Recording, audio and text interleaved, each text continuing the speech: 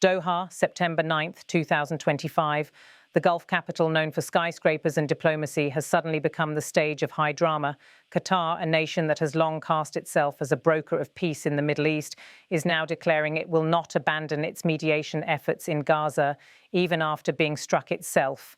The announcement came from Prime Minister Sheikh Mohammed bin Abdulrahman Thani, who faced reporters and reaffirmed that Qatar's unique role as mediator will continue. His words were clear and deliberate. In his own voice, he stated, "Mediation in Qatari diplomacy is part of our identity and will continue. Nothing will deter us from carrying on this role in all the various issues surrounding us in the region." These remarks were more than a press statement. They were a signal of defiance. Israel had carried out a strike on what it claimed was a Hamas compound inside Doha. For the Qatari leadership, this was not just a military action, but a direct breach of sovereignty. And yet the first message sent to the world was not retreat, but resilience. Qatar has long insisted that its diplomacy is not a convenience, but a mission. From Lebanon to Sudan, from Afghanistan to Gaza, this small but wealthy Gulf emirate has built its reputation on talking to all sides, even those others refuse to engage with. Sheikh Mohammed's tone underscored this legacy. Qatar, he was saying, will not be bullied out of the arena. But behind the calm assertion was a stern warning. The Prime Minister quickly pivoted to a message of sovereignty, making it clear that while Qatar will continue to mediate, it will also defend itself. His second statement left no room for doubt. He declared, "Qatar affirms that it will not tolerate any violation of its sovereignty or territorial integrity.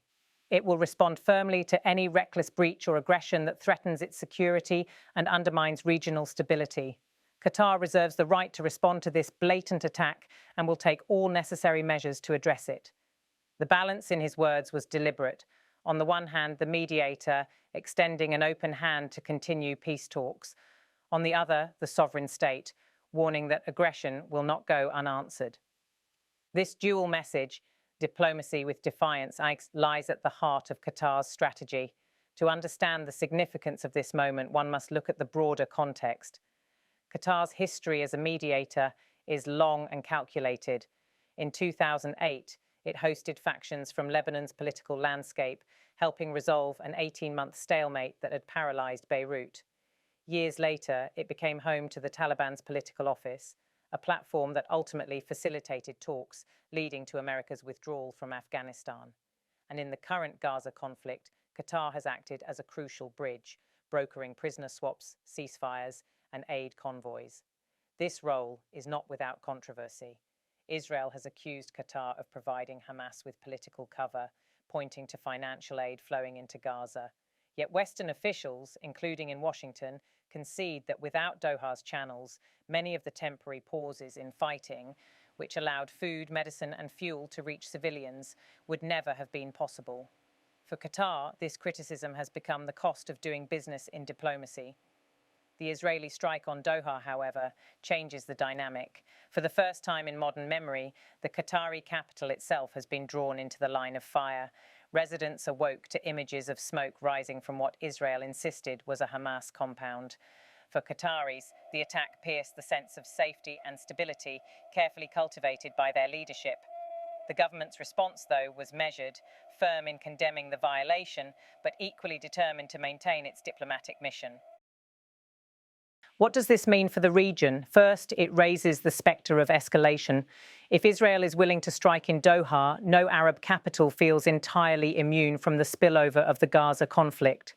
This in turn puts pressure on Washington and European allies who rely on Qatar not only for gas exports but for diplomatic access to groups and factions few others can reach. Second, it underscores the fragility of mediation itself. Without Qatar, who else could serve as a credible bridge between Hamas and Israel? Egypt has long played that role, but Cairo's relations with Hamas are fraught. Turkey, another potential actor, carries political baggage that limits its reach. Qatar, therefore, stands nearly alone as the one Gulf state trusted enough by Hamas to carry messages and respected enough by Washington to deliver them. Sheikh Mohammed's insistence that nothing will deter us is therefore not simply rhetoric. It is a statement of necessity for Gaza, for Israel, for the United States, and for the wider region. If Doha were to withdraw, the already slim chances of ceasefire agreements and hostage negotiations would shrink to nearly zero.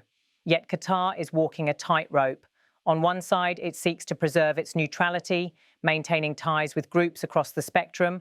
On the other, it cannot ignore direct attacks on its own soil. The Prime Minister's vow that Qatar reserves the right to respond is not empty. In Gulf diplomacy, words are signals, carefully calibrated for multiple audiences, reassurance for citizens, warning for adversaries, and determination for allies. The timing also matters. This statement came amid renewed international debate over the trajectory of the Gaza war. More than 700 days have passed since hostages were taken, and calls for resolution are growing louder.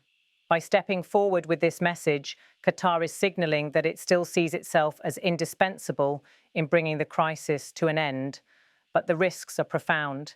Any retaliatory move by Qatar could destabilize its balancing act, jeopardizing its mediator role. At the same time, doing nothing in the face of Israeli action could be read as weakness, emboldening further strikes.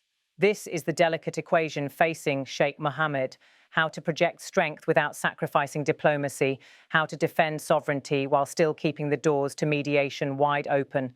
For now, the Prime Minister has chosen his path, one of resilience, persistence, and warning. His words remind the world that mediation, for Qatar, is not a side project. It is a matter of national identity. It is the way the country defines itself on the international stage. And so, even in the aftermath of a strike on its own capital, Qatar is telling the world it will not step back. The role of mediator, so forged over decades, challenged in crises, and affirmed in this moment, remains intact. The question now is whether others in the region and beyond will allow this small Gulf state to continue threading the impossible needle between conflict and compromise. Because, as Sheikh Mohammed himself declared, mediation is part of who they are, and nothing, not even an attack, will deter them from carrying on. Mediation in Qatari diplomacy is part of our identity and will continue. Nothing will deter us from carrying on this role in all the various issues surrounding us in the region.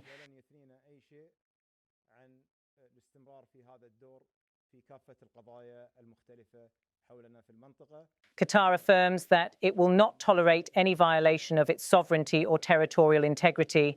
It will respond firmly to any reckless breach or aggression that threatens its security and undermines regional stability.